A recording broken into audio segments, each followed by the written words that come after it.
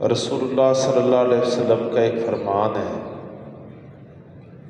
آپ نے فرمایا کہ قیامت کے دن، اور یہ وہ دن ہوگا کہ جب کوئی سفارش کام نہیں آئے گی، کوئی رشوت نہیں چلے گی، کوئی چرب زبانی نہیں وہاں پہ مؤثر ہوگی. اللہ تبارک و تعالیٰ کا دربار لگا ہوگا، عدل ہوگا، انصاف ہوگا، کسی پر ظلم نہیں ہوگا، ہر ایک کو اپنے کیے کا بدلہ ملے گا. لیکن آپ نے فرمایا کہ اس دن قرآن اور رمضان، ان دو کو اللہ تبارک و تعالیٰ سفارش کرنے کی اجازت دے گا. قرآن بھی سفارش کرے گا اور رمضان بھی سفارش کرے گا. کن کے لیے؟ جنہوں نے اس ماہ مبارک میں خاص طور پر ان دونوں کی قدر کی ہو. تو رمضان کہے گا کہ یا اللہ 12 13 گھنٹے یہ بھوکا رہا، پیاسا رہا اور برائیوں سے بچتا رہا، خیر اور بھلائی کو اکٹھا کرتا رہا. اے اللہ میری خاطر اس نے بھوک اور پیاس کو برداشت کیا ہے، تو میں سفارش کرتا ہوں تو اس کو معاف کر دے اور اس کو جنت عطا فرما دے. تو فرمایا رسول اللہ صلی اللہ علیہ وسلم نے کہ رمضان کی سفارش پر اللہ تبارک و تعالیٰ اپنے روزے دار بندے کی معافی کا اور بخشش کا بندوبست فرما دے گا، اس کی سفارش کو اللہ قبول کرے گا. اور دوسرا قرآن ہے، تو وہ کیا کہے گا؟ اللہ تبارک و تعالیٰ کے ہاں سفارش کرتا ہوا قرآن کہے گا کہ یا اللہ رمضان کی راتوں میں اس نے اپنے آرام کو قربان کیا ہے، نیند کو قربان کیا ہے، اپنی دیگر مصروفیات کی قربانی پیش کی ہے، اور راتوں کو میری تلاوت کرتا رہا ہے، میرے ساتھ یہ قیام کرتا رہا ہے، اور اس نے رمضان کی راتیں میری رفاقت میں گزاری ہیں. تو میں اس کی شہادت اور گواہی دیتا ہوں. دن کو یہ روزہ رکھتا تھا، رات کو قیام کرتا تھا، تلاوت کرتا تھا. تو رسول اللہ صلی اللہ علیہ وسلم نے فرمایا کہ اللہ تبارک و تعالی قرآن کی سفارش کو بھی قبول فرمائے گا، اور جس کی قرآن سفارش کر دے گا اللہ تبارک و تعالی اس کا قیامت والے دن بیڑا پار کر دے گا اور اس کی بخشش کا بندوبست فرما دے گا. تو یہ کوئی معمولی چیز نہیں ہے. ہم رمضان کے مہینے کو روٹین کا اور معمول کا مہینہ سمجھتے ہیں، لیکن اس پہ غیر معمولی اہمیت دیتے ہوئے ہمیں کوشش کرنی چاہیے کہ ہم زیادہ وقت اللہ کی عبادت کو، قرآن کی تلاوت کو، ذکر اذکار کو، توبہ استغفار کو اور اسی طرح خیر کے کاموں کو ہم زیادہ وقت ان چیزوں میں اپنے آپ کو مصروف رکھیں.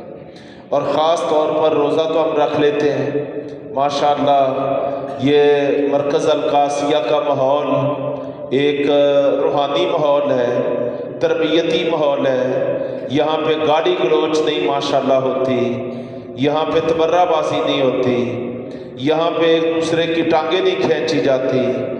اس ماحول کو اللہ تبارک و تعالیٰ نے بہت ساری خرابیوں اور برائیوں سے بچایا ہوا ہے. لیکن یہاں پر بھی ایک چیز موجود ہے، اور وہ موجود کیا ہے کہ ہم قیمتی وقت کو فضول میں گزارتے ہیں، ضائع کرتے ہیں. وقت بڑی قیمتی چیز ہے، وقت بڑی اہم چیز ہے. یہ ایک دفعہ چلا جائے تو دوبارہ زندگی بھر واپس نہیں آتا ہے. آپ دنیا جہان کے خزانے خرچ کر لیں، جو آج کا دن ہے پوری کائنات کے خزانے بھی خرچ کر لیں، اس دن نے دوبارہ واپس نہیں آنا ہے. تو وقت کو بہت قیمتی سمجھیں، اور خاص طور پر پھر وقت بھی ہو رمضان کا، مہینہ رمضان کا، دن اور رات رمضان کے، اللہ کی طرف سے برکتیں، رحمتیں اور سعادتیں سمیٹنے کے لمحات. تو عید کو جو ضائع کرتا ہے ادھر ادھر بیٹھ کے، میں کئی مرتبہ یہاں پہ حاضر ہوتا ہوں، خاص طور پر دیکھتا ہوں کہ ہمارے مرکز القاسیہ کے کون کون لوگ تراویح میں موجود ہیں، تو میں یہ دیکھتا ہوں پینٹیں ڈالے ہوئے اور تنگ لباس پہنے ہوئے، جن کے چہروں پر بھی پوری طرح سنت نہیں سجی ہوتی، اور جو مختلف شہر کے علاقوں سے گرد و پیش سے جناب وہ تراویح کے لیے آئے ہیں، وہ عام لوگ تو صفوں میں موجود ہوتے ہیں، لیکن جن کے نام کا مرکز القاسیہ ہے، جن کے کا تعلق مرکز القاسیہ سے ہے، میں ان لوگوں کو اس حوالے سے بہت کم رغبت لیتے ہوئے پاتا ہوں۔ باقی اللہ بہتر جانتا ہے، میں دائیں اور بائیں دیکھتا ہوں، صفوں میں یعنی کھنگالتا ہوں اور دیکھتا ہوں تو مرکز القاسیہ سے متعلقہ لوگ وہ کم نظر آتے ہیں۔ تو میری گزارش یہ ہے بھائی کہ اپنی کامیابی کے لیے بھی اور مرکز کی آباد کاری، مسجد کی آباد کاری کے لیے بھی ہمیں تراویح کا اور نماز باجماعت کا، پانچوں نمازوں کا یہ لازمی طور پر اہتمام کرنا چاہیے۔ ہاں یہ ہو سکتا ہے کہ آپ میں سے جن لوگوں کو اللہ یہ توفیق دیتا ہے وہ پچھلی رات قیام کرتے ہیں، تو آپ پچھلی رات کے قیام کے لیے کچھ رکھتے ہیں آپ مائنس کر لیں، آپ 6 رکھتے پڑھ لیں، یعنی عشاء کے بعد امام کے پیچھے آپ 2 رکھتے مائنس کر لیں، 3 وتر مائنس کر لیں، تو آپ 2 رکھتے کر کے 4 رکھتے پچھلی رات میں آپ 1 پارہ پڑھنا چاہیں، 2 پارے پڑھنا چاہیں۔ نبی کریم صلی اللہ علیہ وسلم کی آج میں آپ کے بارے میں آپ کی سیرت پڑھ رہا تھا، تو آپ صلی اللہ علیہ وسلم نے تو ایک رات میں 1 رکعت میں تقریباً 5.5 پارے پڑھے ہیں۔ شاید اتنا تو ہم میں سے کوئی بھی 1 رکعت میں نہ پڑھ پائے، ہمارے اندر تو اتنی کیپیسٹی نہیں ہے، تو آپ صلی اللہ علیہ وسلم تو ایک رکعت میں 5.5 پارے پڑھ جاتے تھے۔ باقاعدہ صحابی جو اپنا مشاہدہ بیان کرتا ہے، آنکھوں دیکھا احوال بیان کرتا ہے، تو ہم نے زیادہ سے زیادہ پچھلی رات پڑھنا ہوں گے تو 1 پارہ ہم پڑھ لیں گے، آدھا پارہ پڑھ لیں گے، میں کہتا ہوں 2 پارے پڑھ لیں گے، تو 2 پارے 2 رکعتوں میں پڑھے جا سکتے ہیں۔ تو ہمیں اس چیز کا بھائی جان اہتمام کرنا چاہیے۔ ماشاءاللہ قاری عبد الودود آسم، اللہ تبارک تعالیٰ ہمارے اس بھائی کو ایمان اور سلامتی والی زندگی عطا فرمائے۔ تو میں آج بھی ان کی تراویح کی قراءت سن رہا تھا، واللہ ایسے محسوس ہوتا ہے جیسے ہم حرم میں کھڑے ہیں اور حرم میں ہم امام حرم کے پیچھے ہم قرآن سن رہے ہیں، وہی انداز ہے، وہی ترنم ہے اور وہی تاثیر ہے، وہی لہجہ ہے، اللہ تبارک تعالیٰ نے ہمارے بھائی کو عطا فرمایا ہے۔ تو ایسے محسوس ہوتا ہے کہ جیسے ابھی تر و تازہ قرآن نازل ہو رہا ہوتا ہے۔ واللہ میں کئی لوگوں کو دیکھتا ہوں، ان کو قرآن ترجمے کا نہیں آتا ہے، ان کو پتہ نہیں ہوتا کہ اس آیت میں کیا کہا جا رہا ہے، لیکن جب قرآن جناب خوبصورت لہجے میں پڑھا جا رہا ہوتا ہے تو قرآن کی اللہ تبارک تعالیٰ نے بڑی تاثیر رکھی ہے۔ قرآن تو ایسی مؤثر چیز ہے، ایسی پرتاثیر چیز ہے کہ جب یہ پڑھا جاتا ہے تو اس کی تاثیر انسانوں کے علاوہ باقی اللہ کی مخلوقات پر بھی ہوتی ہے۔